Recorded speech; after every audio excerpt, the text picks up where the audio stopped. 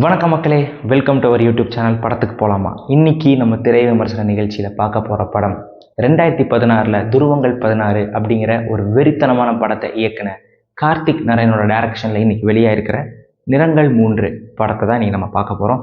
வாங்க ரிவ்யூக்குள்ளே போகலாம். படத்தோட கதைன்னு எடுத்துட்டிங்கன்னா 3 வேறு கதைகள், பல கதாபாத்திரங்கள் எல்லாமே ஒரே நாளில் நடக்குது. ஸோ அவங்களுக்கே தெரியாமல் அவங்க வாழ்க்கையில் அன்றைக்கி ஏற்பட்ட மாற்றங்கள், அவங்களுக்குள்ளே வந்த ஒரு மாற்றங்கள் தான் இந்த படத்தோட கதை. பர்ஃபார்மன்ஸ் வைஸ் எடுத்துக்கிட்டிங்கன்னா அதர்வா ஆகட்டும், அம்மு அபிராமி ஆகட்டும், ரெஹமான் ஆகட்டும், சரத்குமார் ஆகட்டும், எல்லாருமே அவங்களுக்கு கொடுக்கப்பட்ட கதாபாத்திரத்தை ரொம்ப நீட்டாக பண்ணியிருந்தாங்க. இந்த படம் டெக்னிக்கலி ஒரு ஸ்ட்ராங்கான ஃபிலிம்.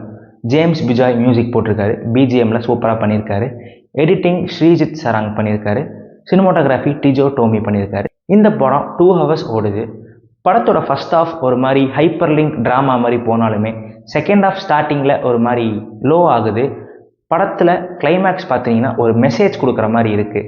ஒரு ஹைப்பர் லிங்க் ட்ராமா மாதிரி எடுத்துட்டீங்க, ஒரு மேக்கிங்கும் டிஃப்ரெண்ட்டாகவே கொடுத்துட்டீங்க. அப்படிங்கிற பட்சத்தில் கிளைமேக்ஸுமே நீங்கள் அதே மாதிரி போயிருந்தீங்கன்னா இன்னும் கொஞ்சம் டிஃப்ரெண்ட்டாக இந்த படம் இருந்திருக்கும், இன்னுமே நல்லா இருந்திருக்கும் அப்படிங்கிறது என்னோட கருத்து.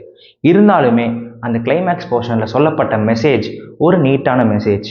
ஆனால் அந்த மெசேஜை நிறுத்தி நிதானமாக பொறுமையாக சொல்லியிருக்கலாம் அப்படிங்கிறது என்னோட தனிப்பட்ட கருத்து. செகண்ட் ஹாஃபில் ஒரு ஃபைட் சீன் வருது. அந்த ஃபைட் சீன் ஒரு ரிவர்ஸ்லேயே போகிற மாதிரி ஒரு ஃபைட் சீக்வன்ஸாக அமைஞ்சுது. அது கொஞ்சம் டிஃப்ரெண்ட்டாக நல்லா இருந்துச்சுன்னு சொல்லலாம். இந்த படம் நம்மளை பொறுத்த வரைக்கும் ஒரு நல்ல படம்னே சொல்லலாம். துருவங்கள் 16 அளவுக்கு இல்லைனாலுமே இந்த டைரக்டரோட முந்தைய படங்கள் அளவுக்கு இந்த படம் ரொம்பவே நல்லா இருக்குது அப்படின்னு நம்ம சொல்லலாம். இந்த படத்துக்கு நம்ம கொடுக்கக்கூடிய BP rating 3 stars out of 5.